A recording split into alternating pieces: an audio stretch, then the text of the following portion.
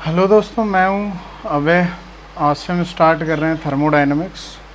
तो ये जो सीरीज़ हम स्टार्ट कर रहे हैं उसे कोई भी कॉलेज स्टूडेंट, बीटेक का कॉलेज स्टूडेंट इसको फॉलो कर सकता है थर्मोडायनेमिक्स के लिए। हम लोग अब मैकेनिकल इंजीनियरिंग के लिए कुछ कोर्सेज स्टार्ट कर रहे हैं। तो ये जो सीरीज़ रहेगी ये पूरी फ्री रहेगी, यूट्यूब पे आप लोग इसको फॉलो कर सकते हो। तो अभी हम जो सब्जेक्ट है वो स्टार्ट करते हैं थर्मोडायनेमिक्स, जो कि इसके एप्लीकेशंस के लिए भी बहुत सही है। ये बिगिनर्स के लिए हम यहाँ से स्टार्ट करेंगे, तो zero to hero like. Okay, तो चलिए फिर शुरू करते हैं subject thermodynamics. What is thermodynamics? तो पता ही लग रहा है कि thermodynamics like we are dealing with the temperature and energies, okay, in this subject. तो इसमें क्या है कि ये थर्मोडायनेमिक्स क्या है, किसी भी साइंस की एक ऐसी सब्जेक्ट है, ऐसी ब्रांच है जिसमें हम एनर्जी ट्रांसफ़र और उसके इफ़ेक्ट क्या क्या हो सकते हैं एनर्जी ट्रांसफ़र के, उसके बारे में हम पढ़ेंगे। अब इफ़ेक्ट होंगे तो किस पे होंगे? वो होंगे सिस्टम पे और सराउंडिंग। ओके, अभी हम बताएंगे कि सिस्टम क्या है और सराउंडिंग क्या है। ठीक है, तो एनर्जी ट्रांसफ़र जो होता है एनर्जी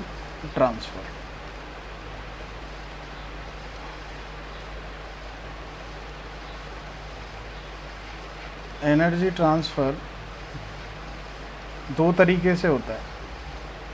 या तो वो हो सकता है हीट इंटरेक्शन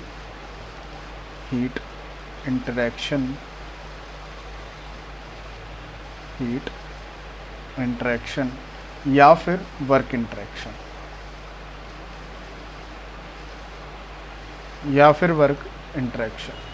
तो जो एनर्जी है वो दो पार्ट्स में डिवाइड होती है, heat and work, in thermodynamics. Okay, so इसको हम मान सकते हैं कि as a heat transfer. Interaction means heat transfer from one system to surrounding और सराउंडिंग टू सिस्टम और one system to another system. और ये क्या हो जाएगा? ये हो जाएगा वर्क ट्रांसफ़र। ओके, हाँ, तो ये हमने देखा कि थर्मोडायनेमिक्स क्या है, कोई भी एक ब्रांच है जिसमें हम क्या करते हैं, एनर्जी ट्रांसफ़र और उसके इफ़ेक्ट क्या क्या होते हैं सिस्टम पे और सराउंडिंग पे, उससे हम डील करते हैं, उसके बारे में हम पढ़ते हैं, उसके बारे में स्टडी करते हैं। एनर्जी ट्रांसफ़र किस किस में होगी? हीट इंटरेक्शन और वर्क इंटरेक्शन। अभी हम देखते हैं सबसे पहले कि सिस्टम क्या होता है। सिस्टम, सराउंडिंग, और तीसरा क्या है? बाउंड्री। ओके, बड़े ही आराम से डिस्कस करेंगे, बड़े ही आराम से समझेंगे तीनों चीज़ों को कि क्या होता है, सिस्टम क्या है, सराउंडिंग क्या है, बाउंड्री क्या है। ठीक है, तो जिस भी मैटर ऑफ क्वांटिटी पे, जिस भी ऑब्जेक्ट पे हम फोकस करते हैं ना, वही क्या होता है? सिस्टम होता है। Like this is the focused one area of matter of quantity.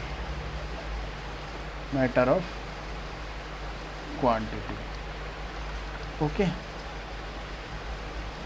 what is the surrounding then?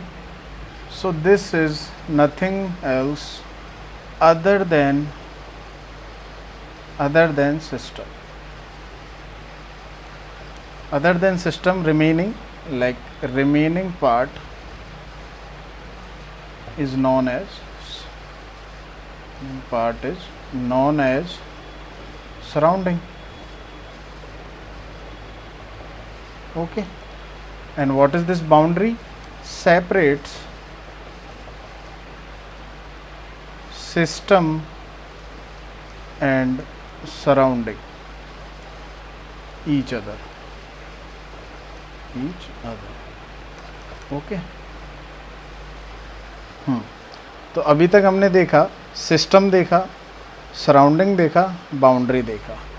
अभी अगर इसमें देखें, इसमें एक चीज़ और बहुत इंपॉर्टेंट होती है सराउंडिंग में कि इमीडिएट सराउंडिंग क्या होता है। कहीं कहीं आपको पढ़ा हुआ मिलेगा कि इमीडिएट सराउंडिंग, ये टर्म मिलती है इमीडिएट सराउंडिंग्स, इमीडिएट सराउंडिंग्स।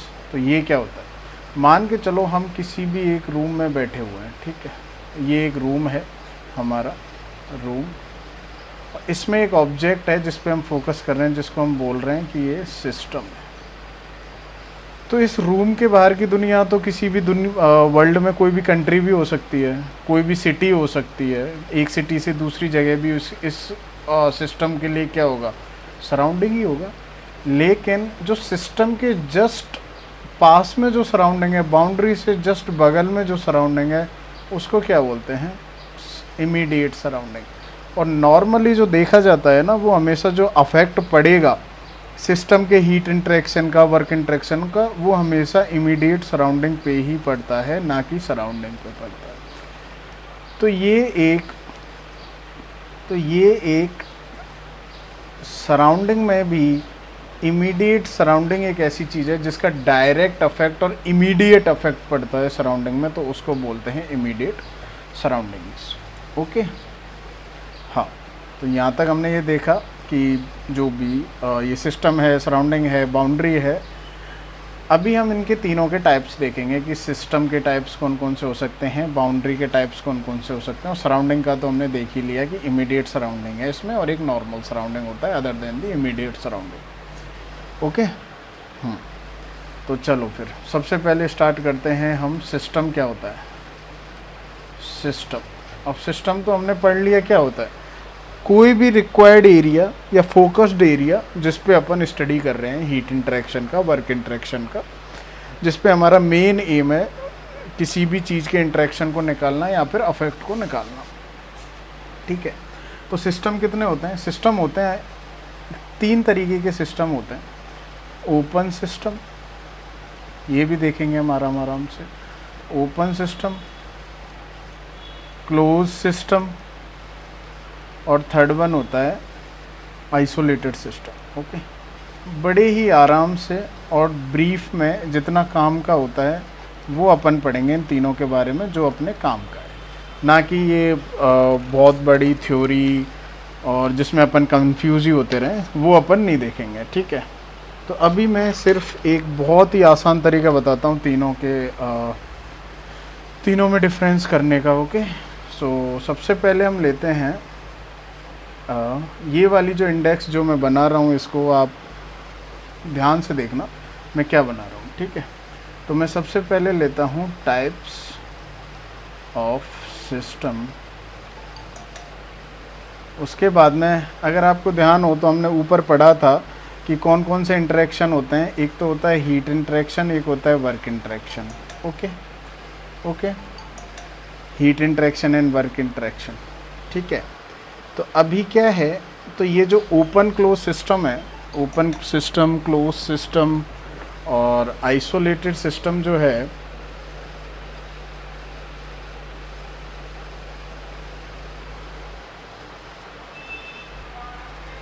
ठीक है, तो अभी इसमें जब हम इंटरेक्शन देखते हैं ना, तो ओपन सिस्टम में 2 तरीके के इंटरेक्शन हैं यहाँ पे। एक तो होता है मास इंटरेक्शन, जो कि दोनों ही एनर्जी के हैं। मास का इंटरेक्शन अगर हो रहा है तो मास का इंटरेक्शन और एनर्जी का इंटरेक्शन, एनर्जी का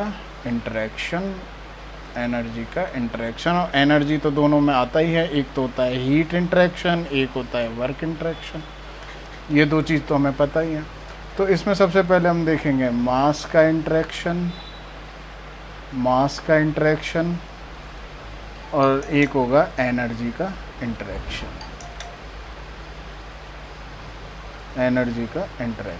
ओके।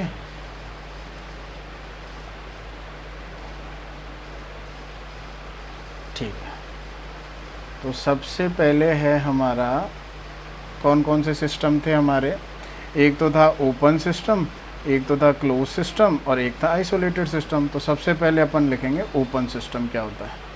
देखो, आपको बस इतना याद रखना है, इनकी कोई बाद में इनका जो मेन है वो मैं बता रहा हूँ, थ्योरी में जाने की कोई अगर आप कॉलेज लेवल में हो और अगर उसकी प्रिपरेशन कर रहे हो एग्ज़ाम्स वगैरह की, तो उसमें ठीक है ये। आप अगर इन चीज़ों को ध्यान रखेंगे तो डायरेक्ट क्वेश्चन इनमें से ही आता है। या फिर कोई भी स्टेट लेवल की प्रिपरेशन भी कर रहे हो तो इनके क्वेश्चन कभी कभी बन जाता है। तो ओपन सिस्टम में क्या होता है कि मास का इंटरेक्शन होता है या नहीं होता है, तो इसमें मास का इंटरेक्शन होता है। एनर्जी का होता है या नहीं होता है, इसमें एनर्जी का इंटरेक्शन होता है। दूसरा है अपना कौन सा, क्लोज सिस्टम। क्लोज सिस्टम में मास का इंटरेक्शन होता है नहीं होता है, क्लोज सिस्टम में अपना मास का इंटरेक्शन नहीं होता है, एनर्जी का इंटरेक्शन होगा। तीसरा कौन सा है अपना, आइसोलेटेड। देखो इसको मैं और आसानी से आपको बता दूंगा, 2 मिनट लगेंगे। आइसोलेटेड सिस्टम, इसमें क्या होता है, ना मास का इंटरेक्शन होता है ना एनर्जी का इंटरेक्शन होता है। आपको बस ये तीनों चीज़, बस इतना ये इंडेक्स याद रखना है, ये जो टेबल है वो याद रखनी है, बाकी आपका सिस्टम का काम ख़त्म। कि कौन सा ओपन सिस्टम होता है, कौन सा क्लोज सिस्टम होता है और कौन सा आइसोलेटेड सिस्टम होता है। ठीक है, ओपन सिस्टम मतलब जिसमें सब कुछ ओपन है, एनर्जी का भी इंटरेक्शन हो सकता है, मास का भी इंटरेक्शन होता है, मतलब दोनों। ऊपर से एक चीज़ ये याद रखनी है कि आपको आइसोलेटेड में कौन सा होता है। आइसोलेटेड मतलब कुछ भी नहीं, आइसोलेटेड मतलब कुछ भी नहीं, ना एनर्जी इंटरेक्शन होता है ना मास का इंटरेक्शन होता है।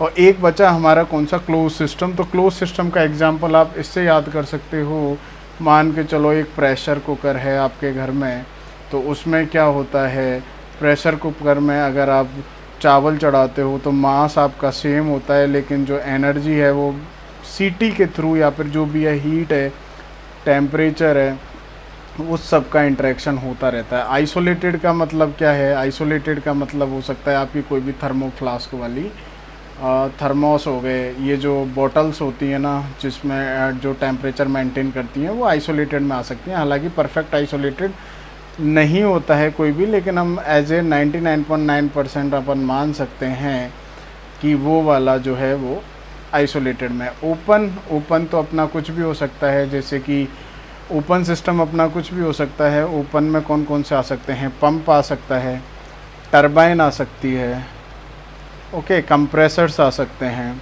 ये सब आप आगे पढ़ेंगे, इन सब के बारे में अपन इन सब के बारे में बाद में पढ़ेंगे। ठीक है, तो ये जो चीज़ें हैं आपको ये सारी चीज़ें याद रखनी हैं, ये सारी चीज़ें आपको याद रखनी हैं। ओके,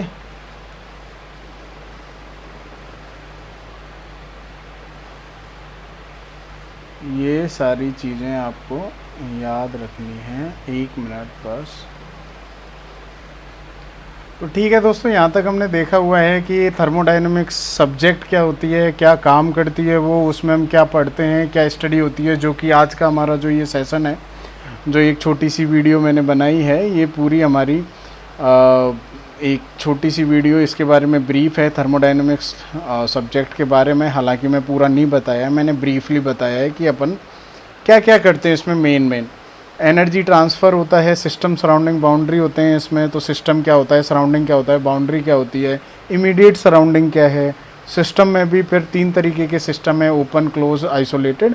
उनको मैंने आपको उस तरीके से बताया कि आप कभी भी नहीं भूल पाओगे इसके बारे में कि कौन कौन से सिस्टम में क्या होता है, मास इंटरेक्शन किस में होता है, एनर्जी इंटरेक्शन किस में होता है।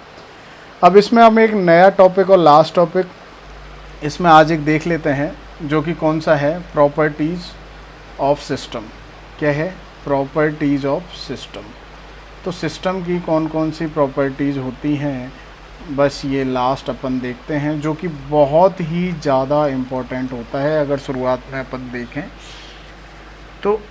प्रॉपर्टीज़ ऑफ सिस्टम होता क्या है, any identifiable and measurable characteristics of system is known as property of the system. Like system को पहचानने के लिए कोई भी मीज़रेबल क्वांटिटी जो होगी ना, जिसको अपन मीज़र कर सकते हैं, जिसको अपन नाप सकते हैं, जिसको अपन फाइंड कर सकते हैं, कैलकुलेट कर सकते हैं, वही क्या होती है, प्रॉपर्टी होती है। यानी कि मीज़रेबल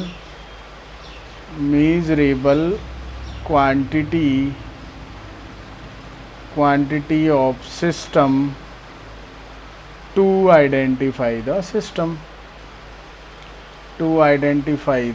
system.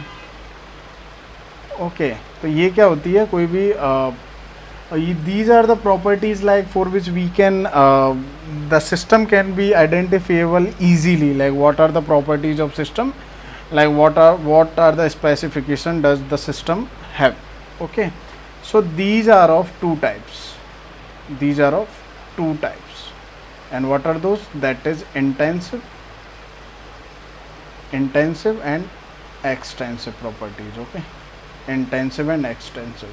Now simply we will not go like so many deep things in these intensive and extensive. Simple, these does not depend on mass, does not depend on mass, and these depend on mass. Simple, nothing to just scratch खींचोing this, nothing to just rubberize this topic.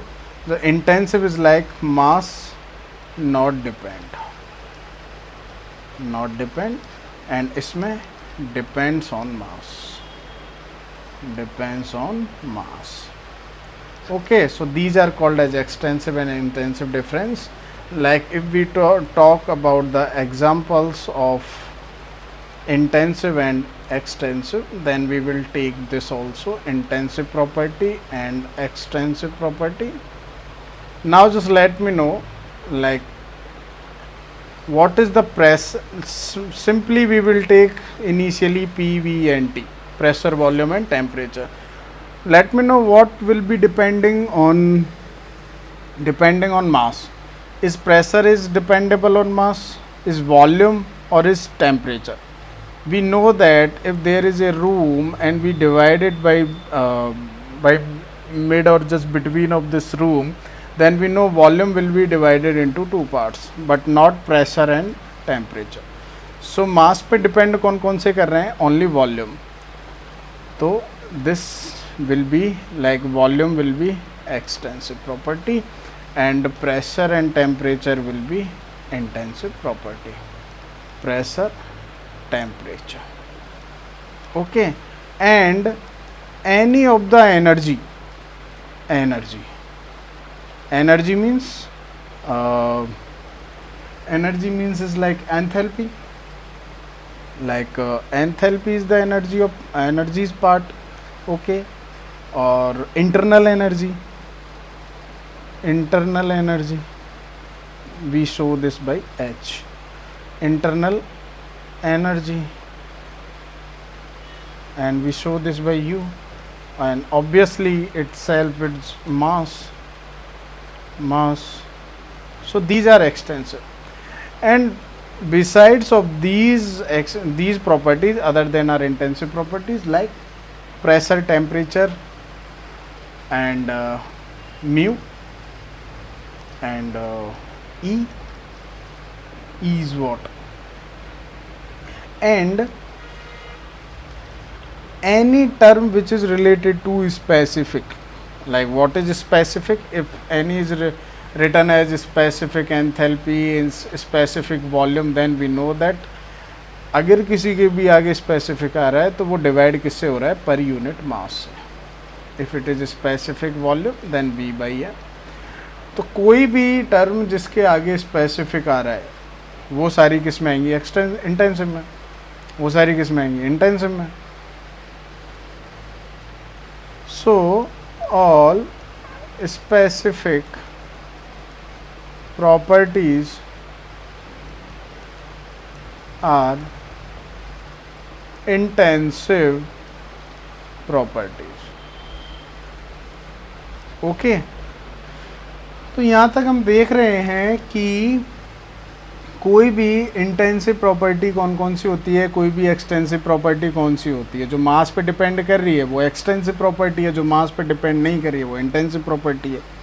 उसके बाद में भी जो भी specific properties होती हैं वो intensive properties हो जाएंगी. एक बात और, प्रॉपर्टीज़ क्या होता है? These are point functions, these are point functions. Okay, याद रखना ये वाला, दीज आर पॉइंट फंक्शंस बहुत ही इंपॉर्टेंट है, पेपर में आता रहता है. प्रॉपर्टीज आर पॉइंट फंक्शन और पाथ फंक्शन. ओके, एक और छोटी सी चीज़, एक और छोटी सी चीज़.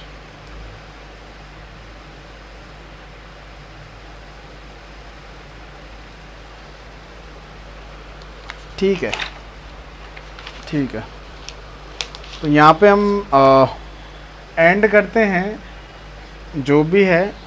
इसके बाद में अपन नेक्स्ट स्टार्ट करेंगे लॉज ऑफ थर्मोडाइनमिक्स। क्या स्टार्ट करेंगे, हमारा नेक्स्ट टॉपिक क्या होगा? लॉज ऑफ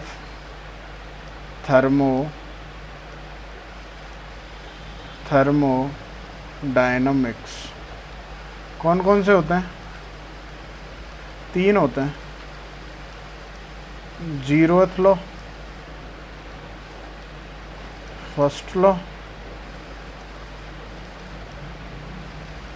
और third law. Sorry, not third law, second.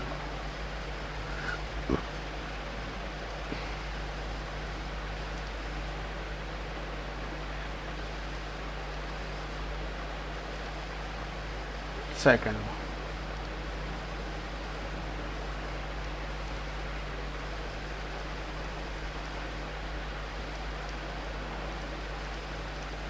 Second law of thermo. So we will continue these laws after this, like in the succession of these series for thermodynamics, and you can just connect to those videos also. If you are having some issues, you can just comment me also, and just do not forget to subscribe this channel. And this is my first channel, and I'll be starting these teaching, or just not just teaching, I am just starting this learning also, learning purpose, and just helping like whoever having some issues, like from the beginning level, not for the expertise level. So you can just comment me there also, and we will connect there. And if there is any suggestion also, then you can just let me know that if I am doing some mistakes in this, like how should I teach, or how should I prepare these notes, or like is there any suggestion, just let me know also. Thank you so much. Thank you.